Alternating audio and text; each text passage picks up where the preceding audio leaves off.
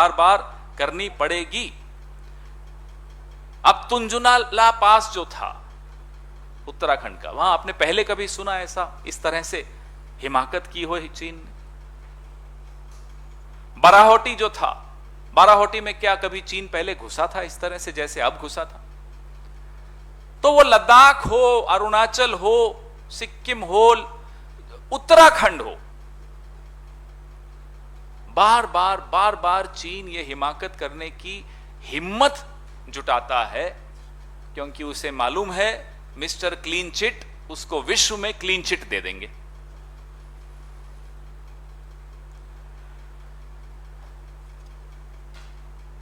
आप कल का जो स्टेटमेंट आया मिनिस्ट्री ऑफ एक्सटर्नल अफेयर्स का कि यूनिलैटरल अटेम्प्ट्स हो रहे हैं चीन द्वारा स्टेटस को, यथास्थिति को डिस्टर्ब करने के, उसको भंग करने के, इस स्टेटमेंट को आप तुलना करिए 19 जून 2020 के। मैं बार बार 19 जून 2020 का वो दिन आपको स्मरण कराता रहूंगा, क्योंकि वह दिन इस देश के इतिहास में एक काला दिन या काला अध्याय माना जाएगा, जब देश के एक प्रधानमंत्री ने दुश्मन को क्लीन चिट दी, और वो गलत क्लीन चिट थी। वो अलग बात है कि 2021 के पहले 6 महीने में चीन से हमारा व्यापार 62.7% बढ़ गया है। आप बताइए, दुश्मन देश रिकॉर्ड तोड़ व्यापार, 62.7% बढ़ जाना व्यापार का एक दुश्मन देश से कैसे संभव होता है? क्योंकि मिस्टर क्लीन चिट ने क्लीन चिट दे दी। हम सरकार से यह जानना चाहते हैं कि देश के प्रधानमंत्री ने 19 जून 2020 को देश के सामने, विश्व के सामने एक झूठ क्यों परोसा?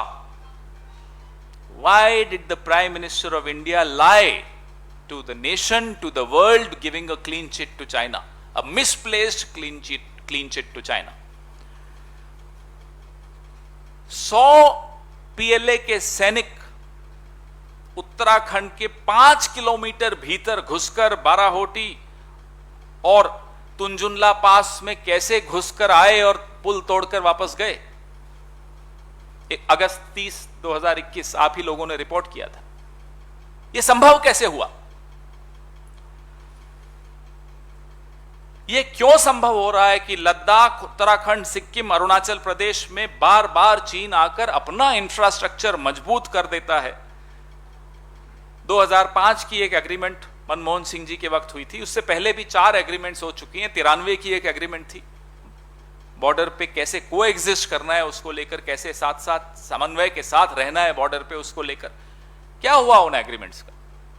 आखिर क्या कारण है कि 5 एग्रीमेंट जो हिंदुस्तान और चीन के दौरान पिछले दशकों में हुई, आखिरी मनमोहन सिंह जी के वक्त 2005 में हुई, जो बड़ी अच्छी एग्रीमेंट मानी जाती है विश्व समुदाय द्वारा,